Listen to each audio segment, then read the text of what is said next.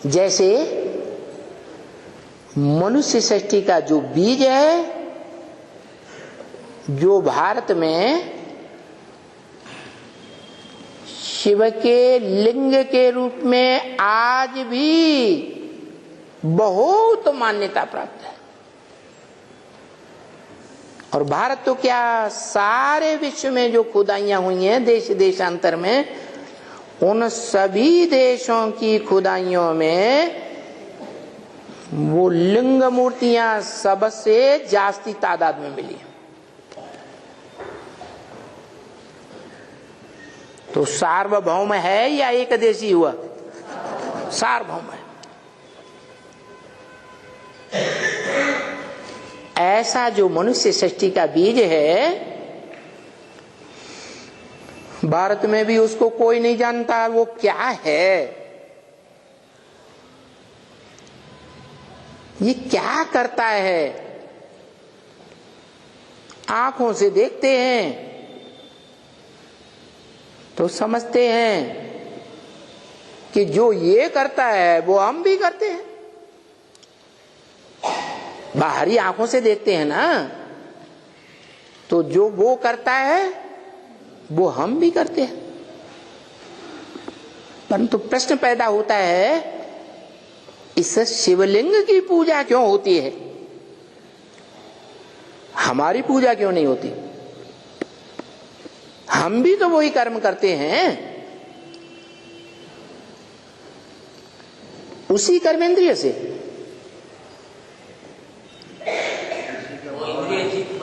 है।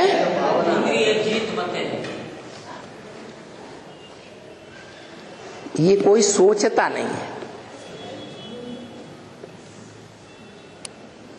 ये वो ही सोचता है जिसको वो बीज जनाए देता है, जानकारी देता है।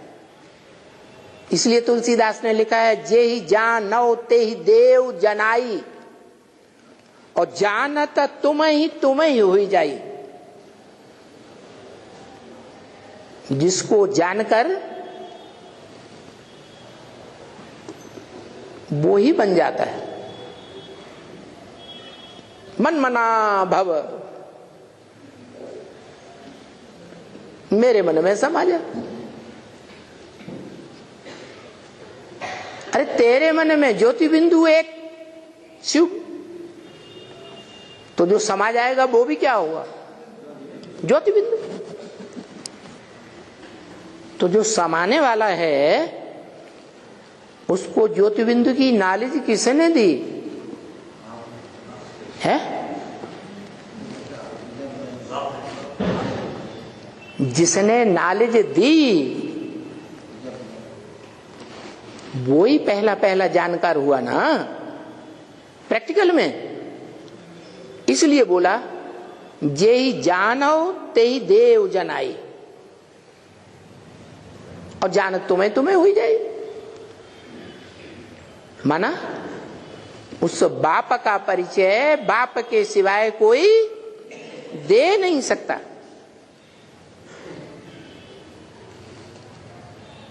वो एवरलास्टिंग बाप है। जैसे आत्माओं का एवरलास्टिंग बाप, जिसकी आत्मा का ही नाम शिव है, और कोई बाप नहीं हो सकता। वो बापों का बाप, उसका कोई बाप, उस आत्मा का कोई बाप है ही नहीं। ऐसे ही मनुष्यों के बीच जो मनुष्यों की बीज रूप आत्मा है, उसका परिचय उस मनुष्य रूप बीज रूप बाप के सिवाय कोई दे ही नहीं सकता।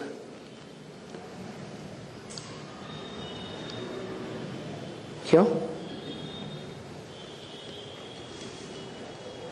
मनुष्य सृष्टि के बीज रूप बाप का कोई बाप नहीं है, है? वो उसका परिचय नहीं दे सकता।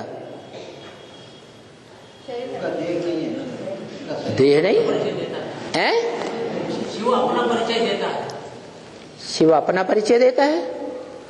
माने मैं आत्मा हूं, और तुम आत्मा बिंदु बिंदु मेरे बच्चे हो।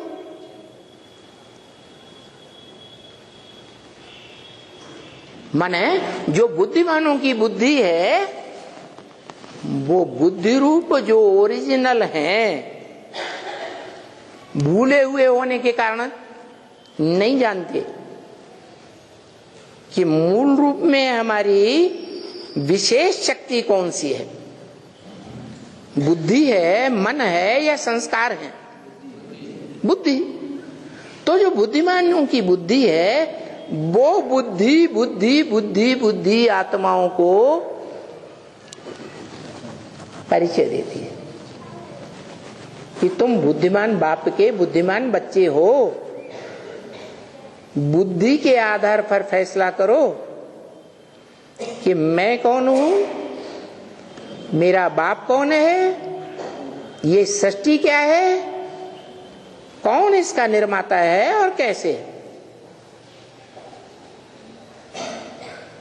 किसी की सुनी सुनाई बातों पर विश्वास नहीं करो।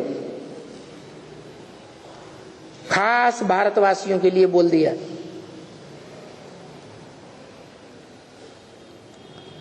आम सारी दुनिया के लिए ये बात है क्या कि भारतवासियों ने सुनी सुनाई बातों से दुर्गति पाई।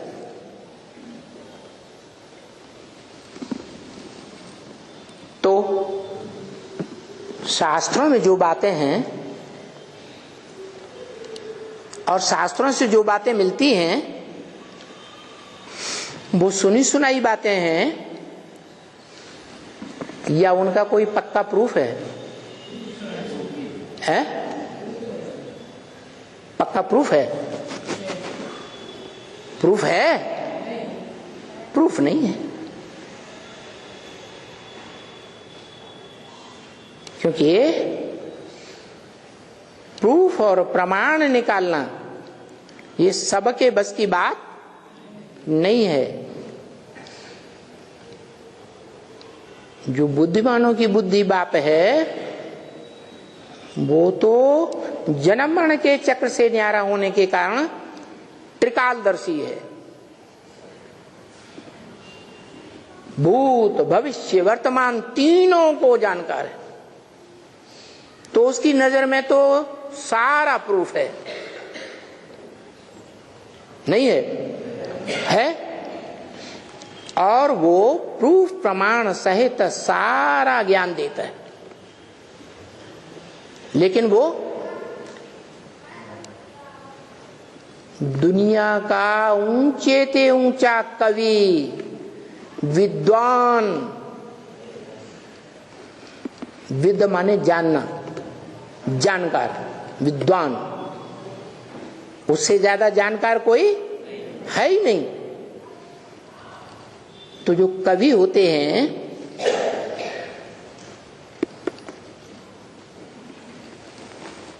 कवि के अंदर से जो बात निकलती है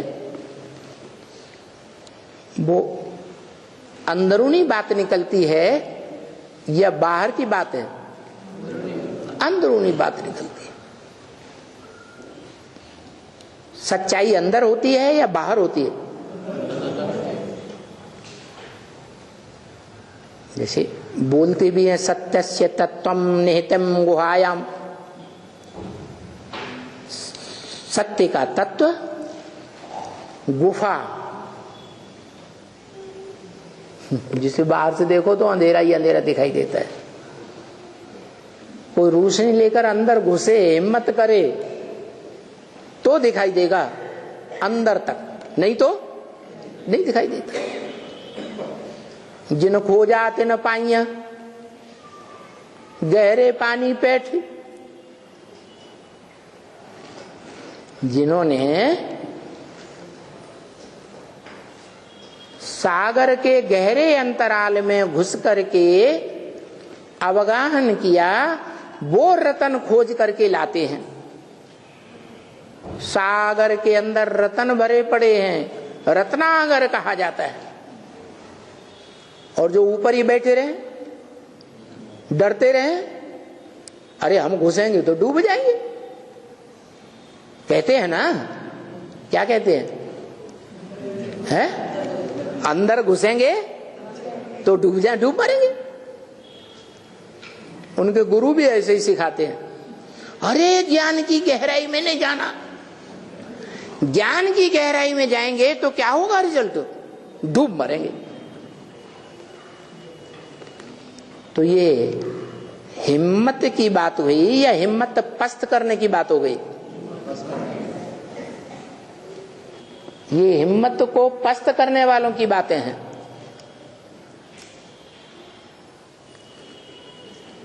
और हिम्मत देने वाला कौन है? हैं?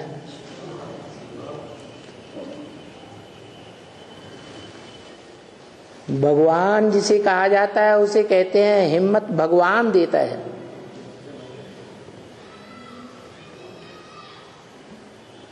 और सब तो मनुष्य मात्र हिम्मत तोड़ने वाले हैं, हिम्मत देने वाले नहीं हैं। क्योंकि मनुष्य मात्र नर कहा जाता है, नरक बनाने वाले हैं। हिम्मत वो ही दे सकता है जो नर नहीं है, मनुष्य नहीं है। क्या है?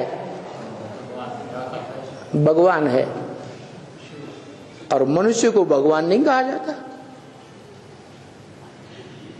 मनुष्य को भगवान कहा जाता है क्या?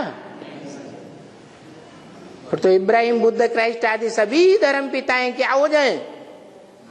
भगवान हो जाए।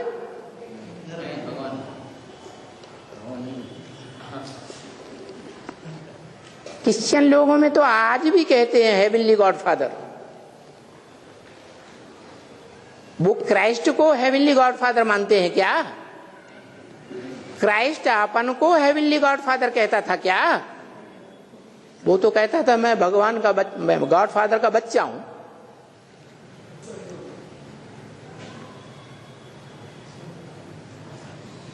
मुसलमान लोग भी इस बात को मानते हैं क्या है?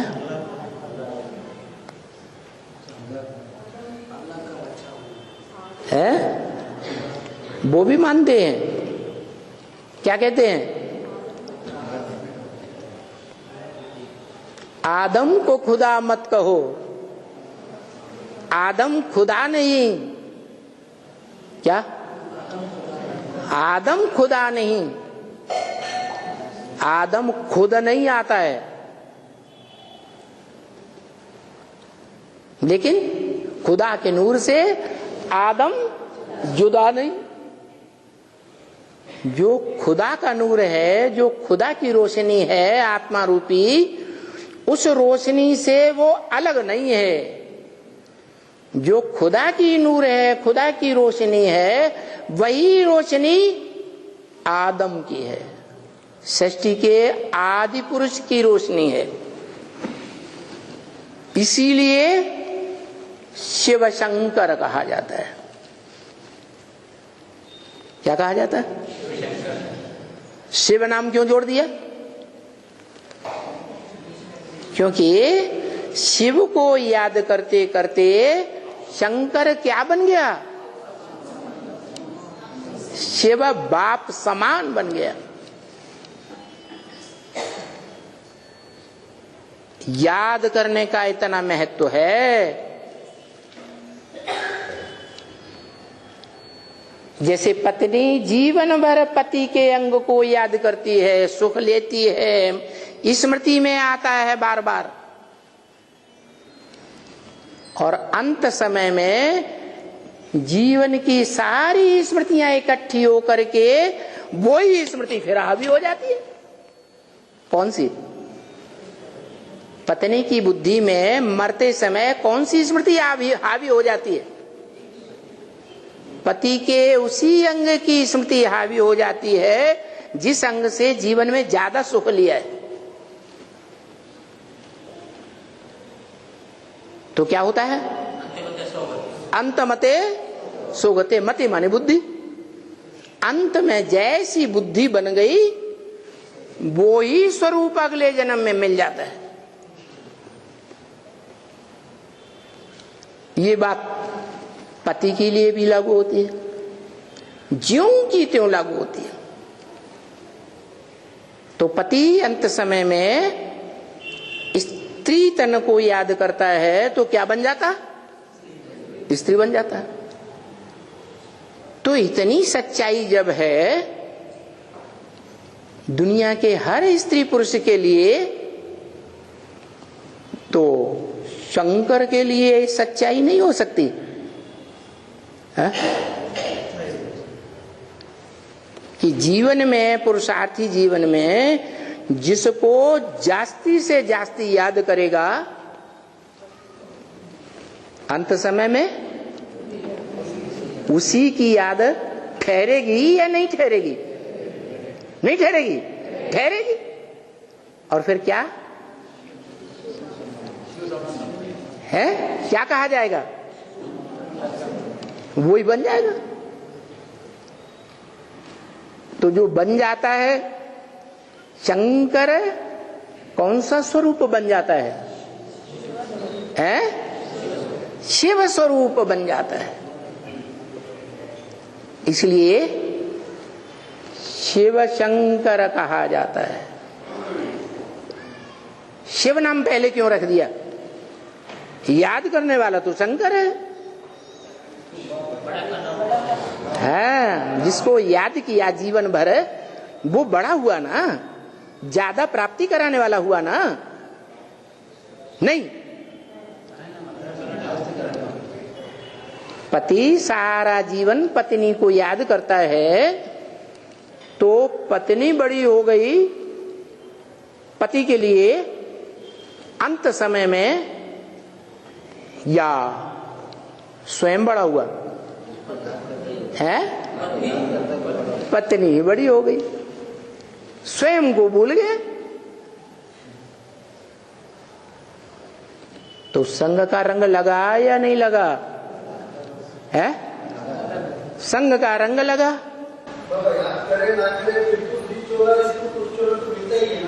है?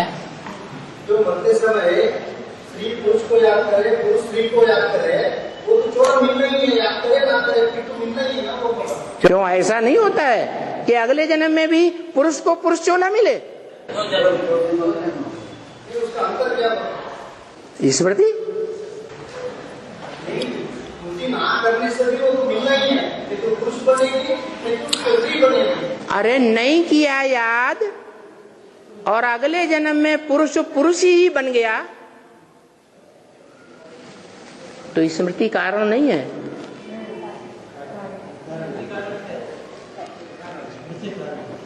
कोई सन्यासी बन गया, सच्चे सन्यासी भी होते हैं, झूठे सन्यासी भी होते हैं। कोई पुरुष को वैराग आ गया, वी माने विपरीत, राग माने प्यार, प्यार के विपरीत चला गया, नहीं याद करता और जीवन भर उसने याद नहीं किया।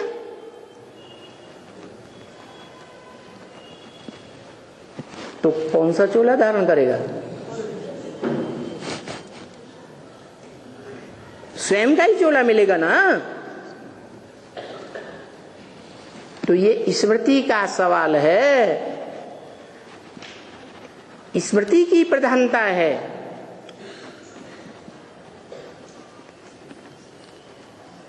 स्मृति जैसी होगी अंत समय में वैसी ही गति होगी, ये पक्की बात है। तो शंकर ने क्या किया है? शिव को याद किया और शास्त्रों में नाम भी प्रसिद्ध है। नहीं,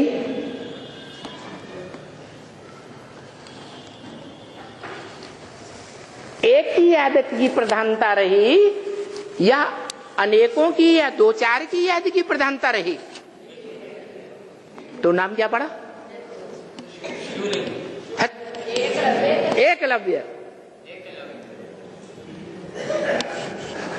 काम के आधार पर नाम पड़ा ना।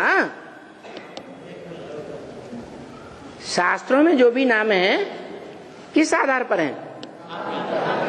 हाँ, काम के आधार पर है। तो जो एकलव्य नाम पड़ा है वो एक को बुद्धि से लव करने के आधार पर नाम पड़ा। तो स्मृति की ही बड़ी बलिहारी है क्या? इसलिए ये पुरुषार्थ बताया। अंतिम परीक्षा बताई पुरुषार्थियों की। क्या अंतिम पेपर क्या होगा? नष्टो मोहा स्मृति लब्धा। किसका मोह? अपनी देह का मोह, अपनी इंद्रियों की देह की इंद्रियों का मोह।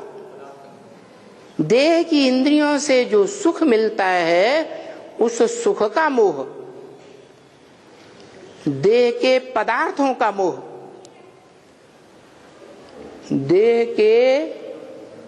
अपनी देह से जुड़े संबंधियों का मोह और संबंधी तो गहरे भाव को लिया जाता है। इंद्रियों से संबंध जुड़ता है तो संबंधी कहा जाता है।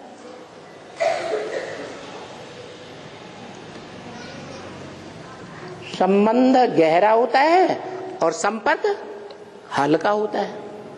तो जीवन में जितनों से संपर्क हुआ, कोई ऐसे भी होते हैं संपर्की, जीवन में एक ही बार मिले हैं लेकिन उनकी स्मृति नहीं भूलती। ऐसे होता है कि नहीं कभी कभी? तो संपर्की जितने भी हुए उनका भी मोह खलास हो जाए, नष्ट हो जाए। इसका तरीका स्मृति में बताया। क्या तरीका बताया? एक को स्मरण करना है, कोई दो को, चार को या अनेकों को स्मरण नहीं करना है। और एक कौन? हाँ, शिव बाबा तो है, वो तो मंदिरों में हम हाथ जोड़ के माथा टिकाते ही चले आए है, लेकिन वो बुद्धि में आया कि कैसे है ऊंचे ते ऊंचे, कि बुद्धि में बैठ जाए कि यही ऊंचे ते ऊंचे है जो हमारा कल्याण कर सकता है। ऊंचे ते ऊंचे कल्याणकारी। वो भक्ति मार्ग में मंदिरों में तो माथा टिकाते रहे, लेकिन ये बात की जानकारी बुद्धि में बैठी कि यही इसी का सच्चा स्वरूप वो हमारे जन्म जन्मांतर का कल्याण कर सकता है अगर उसे पहचान करके याद करें तो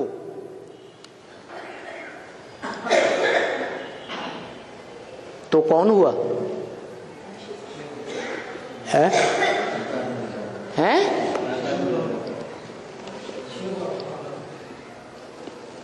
कौन है जिसे याद करें और वो ऊंचे ते ऊंचे है? क्यों? साकार से ऊंचे निराकार नहीं है, हैं? साकार से ऊंच निराकार है आत्मिक भाव से। आत्मा अपन को समझे तो वो ऊंचे ते ऊंचे। परंतु क्या वास्तव में हम आत्मा ही हैं? हुए, बन गए आत्मा? हम देह के साथ आत्मा हैं, माने जीवन के साथ जीव आत्मा है। झूठी बात या सच्ची बात? हम जीव आत्मा हैं अभी, यह सिर्फ आत्मा है। अगर कोई कहे हम आत्मा हैं, हम देह नहीं है, तो सच्चा बोलता है या झूठा बोलता है? क्यों है? क्योंकि जीवन है जब तक, शरीर है जब तक, तब तक जीव आत्मा कही जाएगी, सिर्फ आत्मा नहीं है। या तो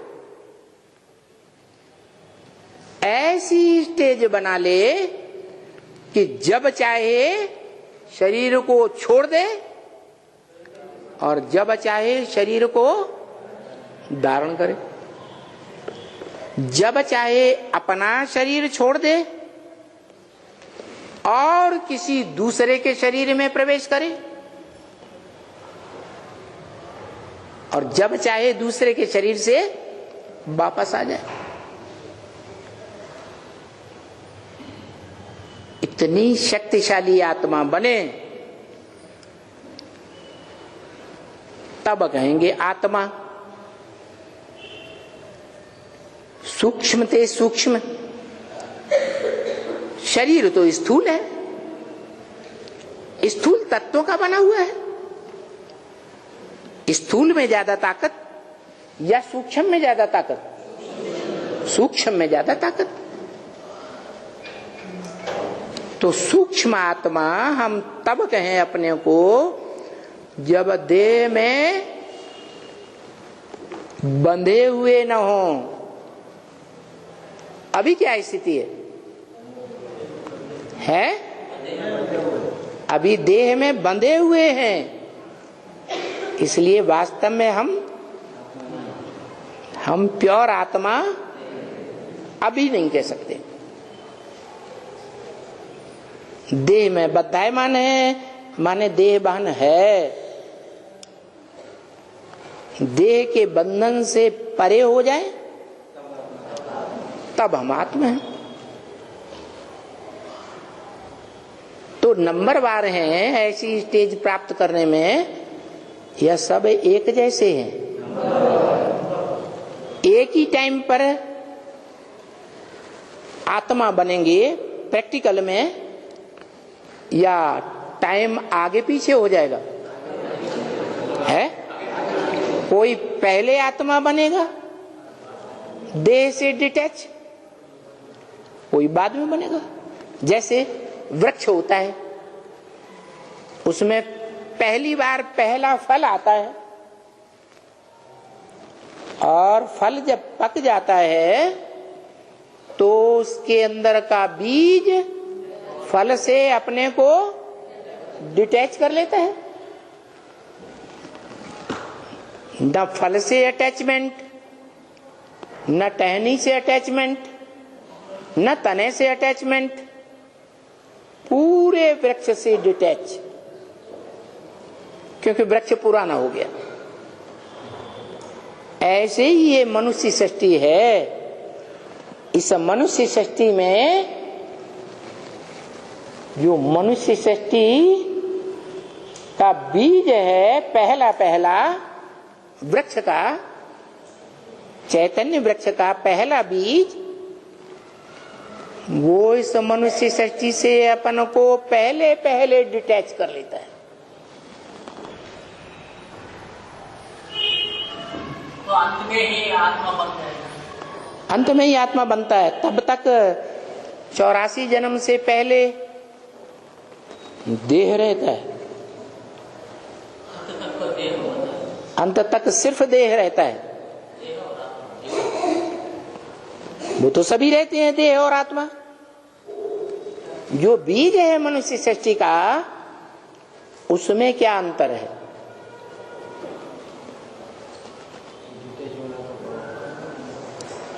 उसमें यही अंतर है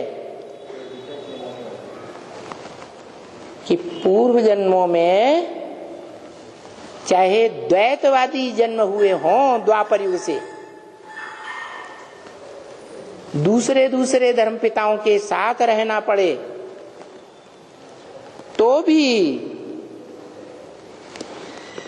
आसक्त होकर पार्ट बजाता है या डिटैच रहता है। डिटैच होने की शक्ति और बीजों के मुकाबले उसमें जन्म जन्मांतर जास्ती रही या कम रही? क्यों जास्ती रहती है उसमें? क्योंकि इस सृष्टि में जो बीज रूप आत्माओं का बाप है, जब इस सृष्टि पर आता है, सत्य का ज्ञान देता है, तो उस सत्य को वो सबसे पहले ग्रहण करता है और सबसे जास्ती ग्रहण करता है। क्या? जास्ती ग्रहण करता है और शूटिंग हो जाती है। क्या रिहर्सल हो जाती है? उसकी बुद्धि रूपी आत्मा में सत्य को पकड़ने की रिहर्सल सबसे जास्ती होती है या कम होती है? नंबरवार होती है, सबसे जास्ती होती है। तो वो सत्व 84 जन्म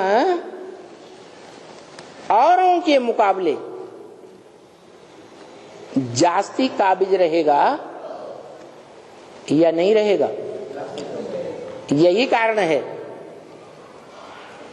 कि द्वैतवादी द्वापर युग जब शुरू होता है, दूसरे दूसरे धर्म पिताएं जब इस सृष्टि रूपी रंगमंच पर आते हैं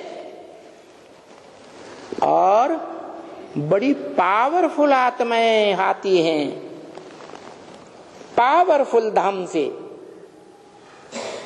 परम धाम, अंग्रेज लोग सुप्रीम एबोर्ड कहते हैं, मुसलमान लोग अर्श कहते थे, आज तो सर्वव्यापी कहने लगे वो भी, कि खुदा जर्रे जर्रे में रहता है। लेकिन पहले क्या कहते थे? खुदा कहाँ रहता है? अर्श में रहता है, फर्श में नहीं रहता। तो वो भी जानते हैं कि खुदा का ऊंचे से ऊंचा घर है और वो खुदा जिन फरिश्तों को भेजता है वो पहले जन्म में उन फरिश्तों का फर्श की दुनिया वालों से कोई रिश्ता देह का पक्का नहीं होता है। उनके चेहरे को देखने से ही लगता है। आंख को ध्यान से देखो, बुद्ध को देखो, क्राइस्ट को देखो, गुरु नानक को देखो, शंकराचार्य को देखो, देखने वालों को, जिन चित्रकारों ने आज तक उनके चित्रों को बरकरार रखा, चेहरे को, वो चेहरे क्या बताते हैं? क्या देखने में आता है? कि वो जैसे इस दुनिया में नहीं है, ऊंचे से ऊंचे धाम से आए हैं, तो उस धाम को प्रत्यक्ष कर रहे हैं।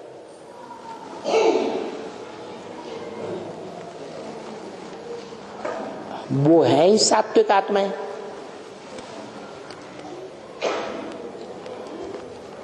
तो वो सात्विक आत्माएं जब आती हैं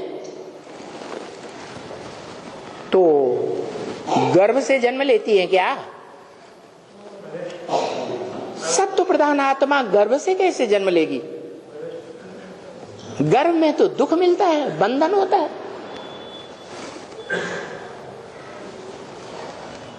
गर्भ में दुख होता है या कोई को सुख होता है?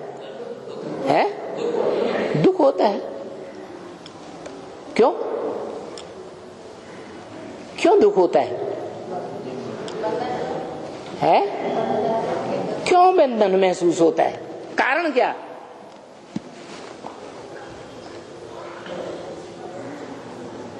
कि द्वैतवादी धर्मपिताएं जब इस सृष्टि पर आते हैं तो उनको गर्भ से जन्म नहीं मिल सकता, तो इस मनुष्य सृष्टि की कमजोर से कमजोर आत्मा को पकड़ लेते हैं। क्या? किसको पकड़ते?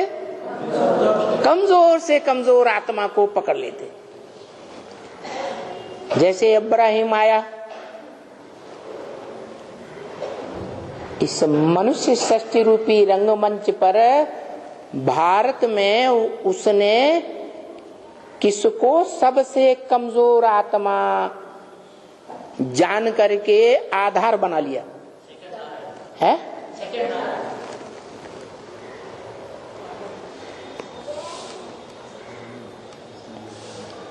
विदेशी धर्मपिताओं में, विधर्मी धर्मपिताओं में सबसे पावरफुल धर्मपिता है।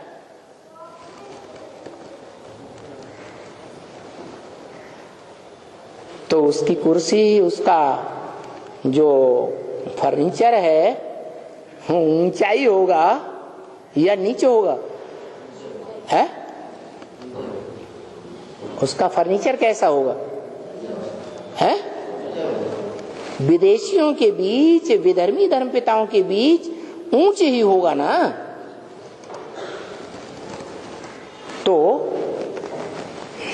जो आधार आत्मा बनती है वो मनुष्य आत्मा सतयुग त्रेता से जन्म लेती हुई आती है या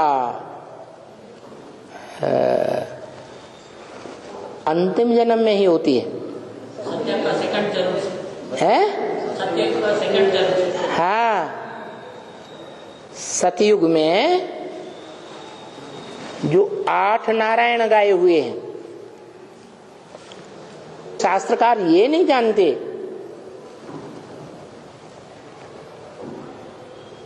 कि वो 8 नारायण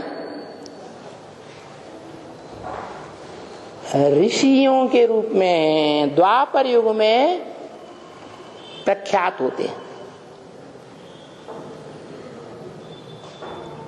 और उन ऋषियों में एक गौतम ऋषि गाया हुआ है। क्या? ऋषि माने पवित्र। जो आत्माएं पवित्र जीवन बिताया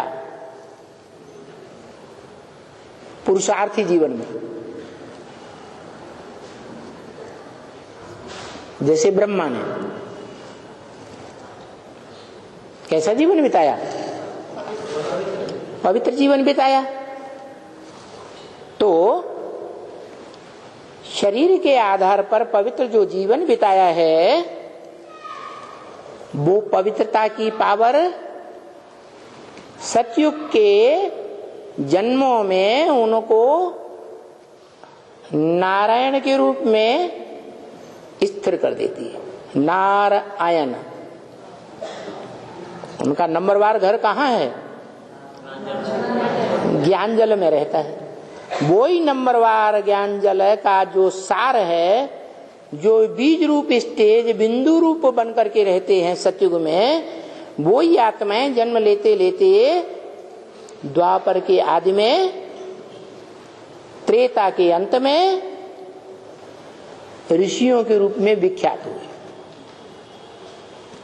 लेकिन वो जो भी ऋषि हुए थे वो प्रवृत्ति मार्ग के हुए या निवृत्ति मार्ग के हुए?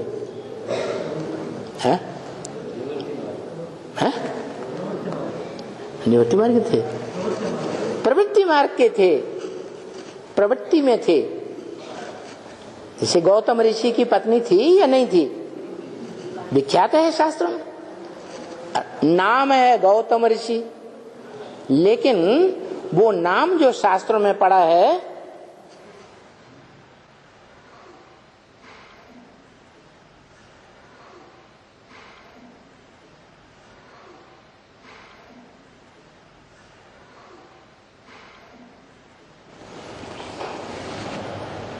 वो नाम किस समय की यादगार है?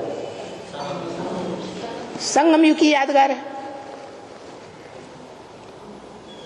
वो संगम युग का ऋषियों को बुद्धि में याद नहीं रहता, उन्हें तो 4 युग ही याद रहते हैं, सतयुग, त्रेता, द्वापर, कलयुग।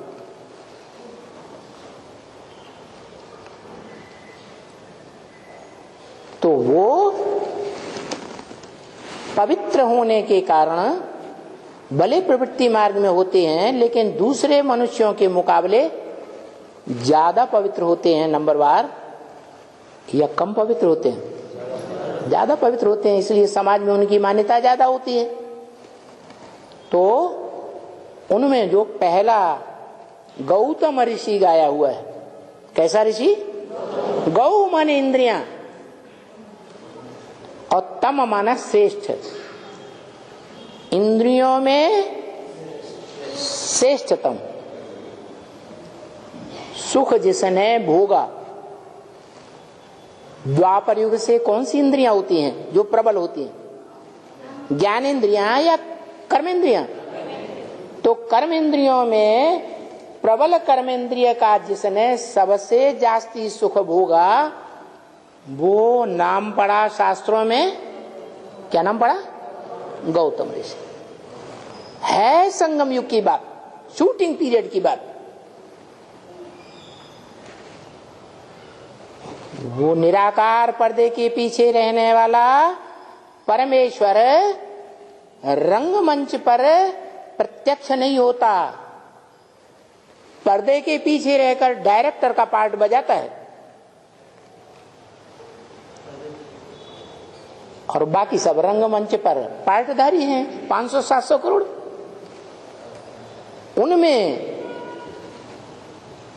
जो ब्रह्मा की रहबरी में रहने वाली आत्माएं विशेष हैं, जो सतयुग में उन ऋषियों में सर्वोपरि कौन माना जाता है? वशिष्ठ। कौन? वशिष्ठ। वो पार्टी किसका है? ब्रह्मा का। उसके बाद नंबरवार हैं वो। वशिष्ठ ने उन्हें प्रियरिटी दी। तो जिसको प्रियरिटी दी, ब्रह्मा वाली आत्मा ने शूटिंग पीरियड संगम में, वो कौन सी आत्मा है जिसको विशेष मान मर्तबा दिया ब्राह्मणों के बीच?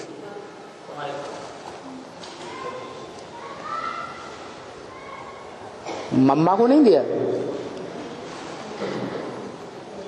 है? मम्मा को नहीं दिया? ओम राधे मम्मा को। हाँ, तो पहले पहले ओम राधे मम्मा को ही विशेष मान्यता दी ना। तो वो तो हो गई ब्राह्मण परिवार की चिरसंगिनी, माता के रूप में। दादा लेखराज ब्रह्मा की सहयोगी, सबसे जास्ती सहयोगी कौन हुई? मातेश्वरी ओम राधे। यहां हो गई तो ब्रॉड ड्रामा में पहले जन्म में वहां भी रहती है। पहला नारायण और उसके साथ पहली नारायणी, कौन सी आत्मा? वही ओम राधे मम्मा जाके पहली नारायणी बनती है। अब संगम युग में देखें कि मम्मा के शरीर छोड़ने के बाद ब्रह्मा बाबा ने पुरुषों में किसको ज्यादा महत्व दिया? पहले भी महत्व दिया था, और मम्मा के शरीर छोड़ने के बाद पुरुषों में किस मनुष्य को ज्यादा महत्व दिया है? विश्व किशोर भाऊ। सारे ब्राह्मण परिवार का पूरा भार उनके ऊपर सौंपा हुआ था कराची से ही। बल हिंदुस्तान पाकिस्तान का युद्ध हुआ, खून खराबा हुआ, कोई भी पाकिस्तान में जाकर रसद लाने के लिए तैयार नहीं था। उस व्यक्ति ने हिम्मत की और मुसलमानों के बीच में जाकर के वो रसद लाता रहा। कहां? कराची में। और यहां भी जब तक जीवित रहा तब तक पुरुषों के बीच बाबा ने किसके हाथ में चाबियां सौंपी? पुरुषों के बीच विश्व किशोर की। और मम्मा ने जब शरीर छोड़ दिया तो मम्मा के बाद कौन सी कन्या माता निमित्त बनी जिसको ज्यादा मान मर्तबा मिला है? जो मुरली में ही बोल दिया, ब्रह्म वाक्य में बोल दिया। इन सभी सितारों में सबसे जास्ती खातिरी होती है कुमारका की। तो कन्या माताओं के बीच कौन मुखिया बन गई है? कुमारका मुखिया बन गई। और कुमारका दादी में ये बड़ी सिफ्त थी कि जो भी मुरली सुनती थी पहले वाक्य से लेकर के अंतिम वाक्य तक, वो सारी मुरली हिफ्ज करके ज्यों की त्यों सुना देती थी।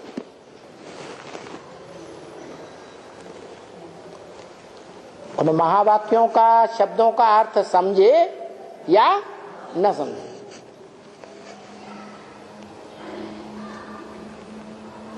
तो जब अर्थ ही नहीं समझा, गुह्यता में गई नहीं, तो अर्थ न समझने से अनर्थ होता है या सार्थक होता है? अनर्थ होता है। उन्होंने ये समझ लिया कि जैसे ब्रह्मा बाबा दृष्टि देते थे वैसे जैसे मम्मा दृष्टि देती थी तो हम भी दृष्टि दे सकते हैं।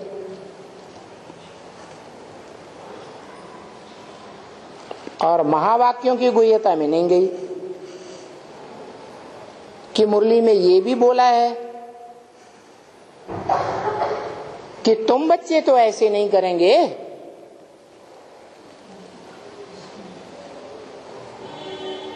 बाप बैठ बच्चों को दृष्टि देते हैं। श्रेष्ठ ते श्रेष्ठ इंद्रिय का संग का रंग देते हैं।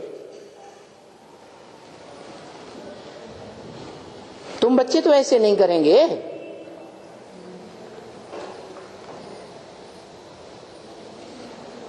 अब दो तरह के ब्राह्मण थे ब्रह्मा के पास। एक वो ब्राह्मण जिन्होंने ब्रह्मा के मुख से निकली हुई वाणी पर ज्यादा ध्यान दिया, हाँ। और दूसरे वो ब्राह्मण मुख से निकली हुई वाणी पर विशेष ध्यान नहीं रहा। परमेश्वर की जो महावाक्य हैं, ज्ञान के, उन ज्ञान की गहराइयों पर जाने की स्थिति नहीं रही। कहाँ आकर्षण हो गया? गोद में आकर्षण। कोख,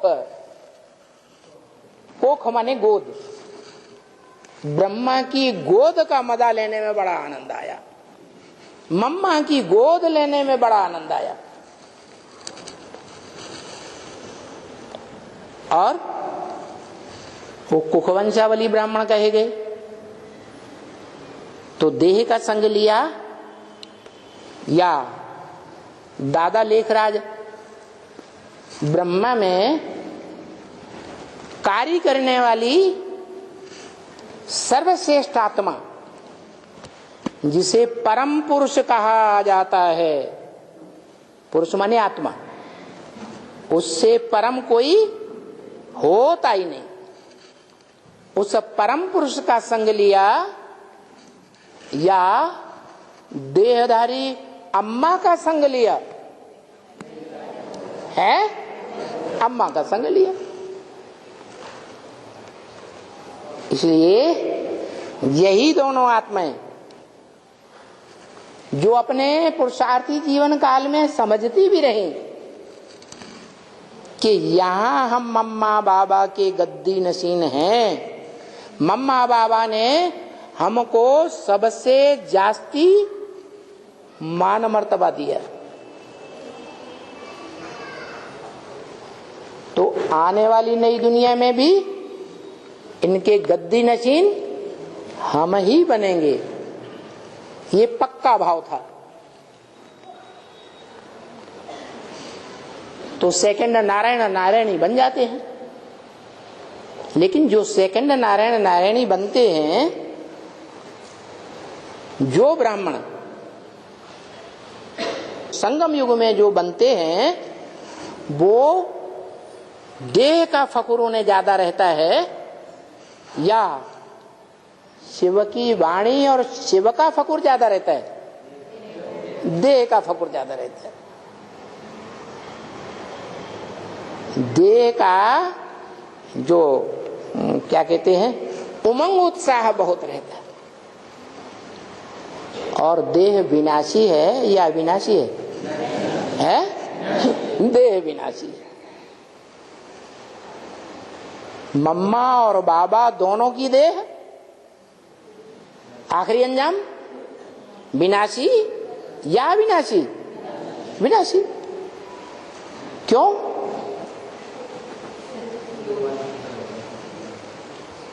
क्यों नहीं पहचाना? उन विनाशी के अंदर कौन अविनाशी था? है शिव। और जो शिव अविनाशी कार्य कर रहा था, उसने अपने को किसके सामने झुका दिया आशिक बनकर? जो ब्रह्म वाक्य में बोल दिया, भारत पर आशिक हुआ हूं।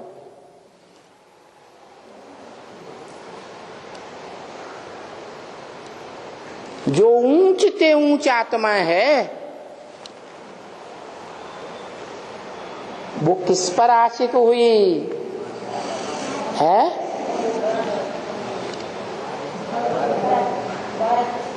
भारत के ऊपर आशिक होती है।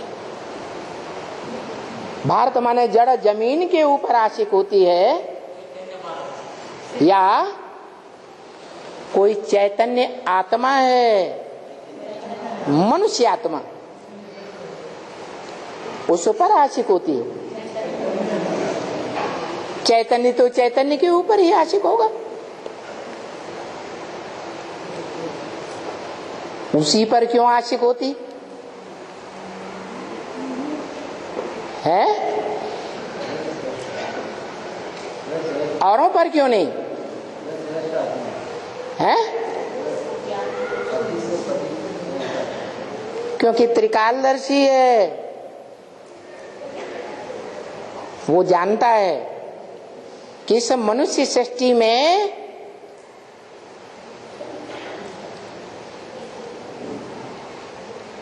कौन सी ऐसी आत्मा है जिसने सच्चाई के लिए, धर्म की सुरक्षा के लिए सबसे जास्ती जानमारी की है। इस मनुष्य सृष्टि रूपी रंगमंच पर जन्म जन्मांतर जानता है कि नहीं? जानता है।